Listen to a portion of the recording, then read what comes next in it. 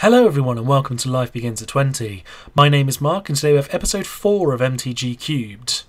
There's been a slight change in plan with this episode as the singles that I ordered haven't turned up yet, which is unsurprising considering the time of year it is and the post over here in the UK. So I've decided to change it up and have all of the 2-colour guild cards instead. I'm going to break these videos up into smaller ones just so that you can choose which guild you're interested in rather than one massive video. It just might make it a little bit easier for you all. For this video I'm going to be talking about my Gruul guild cards, so let's get stuck in. So this is the Planeswalker we have for this guild, which is the same as every other guild has got one Planeswalker at least, just to make sure it's fair. So for this one we've got Arlene Cord. So for 2, a red and a green, you've got yourself a 3 loyalty Planeswalker. Her +1 is up to 1 target creature gets +2/+2 in vigilance and haste. Until the end of turn, the 0 cost is put a 2/2 green wolf creature token onto the battlefield and then transform her. And then she becomes Arlene, Embraced by the Moon, with her +1 being creatures you control get +1/+1 and gain trample to the end of turn, which is pretty strong to be fair.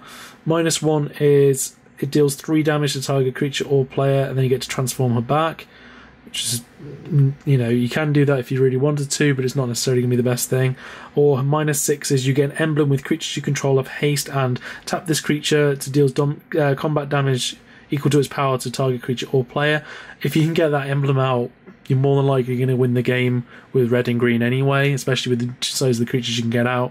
I mean, the best case scenario really would be flipping her over and using her +1 ability to get +1/+1 and trample to the end of turn. You can do the -1 just to, you know, really ramp in for some damage, but to be perfectly honest, the +1 is where most of your work's going to be done with this Planeswalker. I do like her though.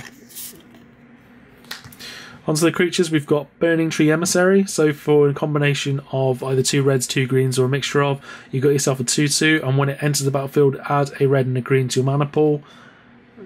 It's basically a free creature if you can utilise that other 2 mana.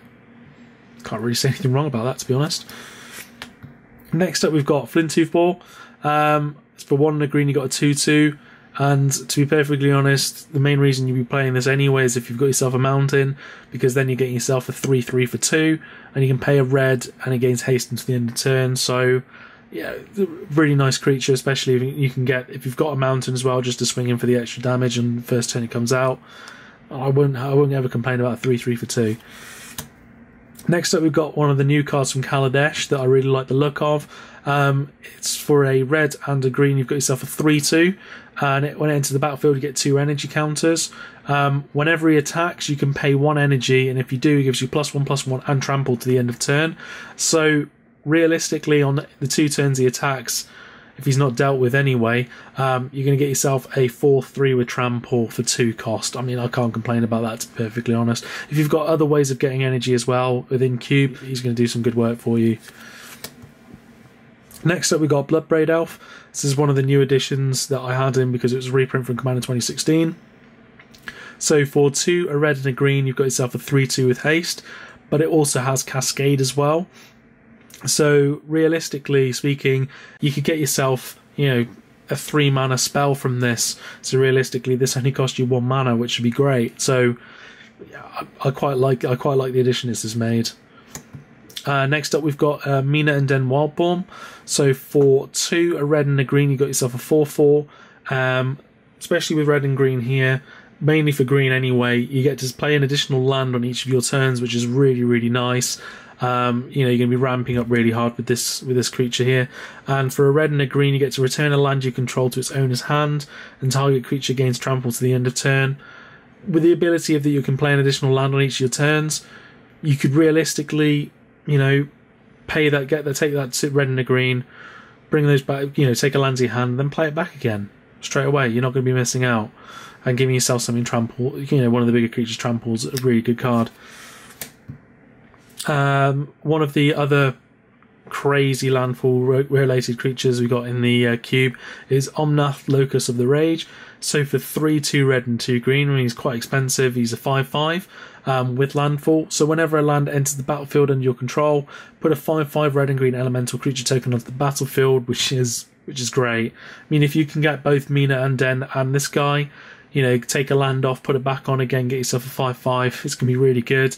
And whenever he or another elemental you control dies, it deals 3 damage to target creature or player. So, you know, worst case scenario, you've got yourself a fair few of them up. There's a board wipe. They're still going to do a load of damage to the opponent. So, really, really strong card there. And the last card we've got in this one is Apocalypse Hydra. So for X, a red and a green, you've got it enters the battlefield with X +1/+1 counters on it. If X is 5 or more, it enters the battlefield with an additional X +1/+1 counters on it. So realistically, if you can cast this for, say, 5 and a red and a green, you get yourself a 10/10. Can't complain about that at all.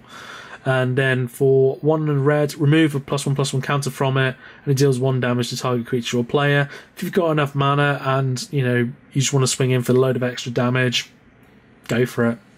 Absolutely go for it. Could be very useful. So those are all the cards I have from this guild. If you want to see the rest, I've put a link in the description below for them all. If you have any suggestions for improvements to these cards, do let me know in the comments section below. I'm always keen to find upgrades for my cube and to learn what you all think. Your suggestions for my white cards has been truly amazing, so thank you all for the suggestions that you've given. If you enjoyed the video, please hit the thumbs up button and hit the subscribe button for new content every Tuesday and Friday. I'll be running my Christmas giveaway on Friday, so do watch out for that. Thank you all so much for watching, and I'll see you in the next video.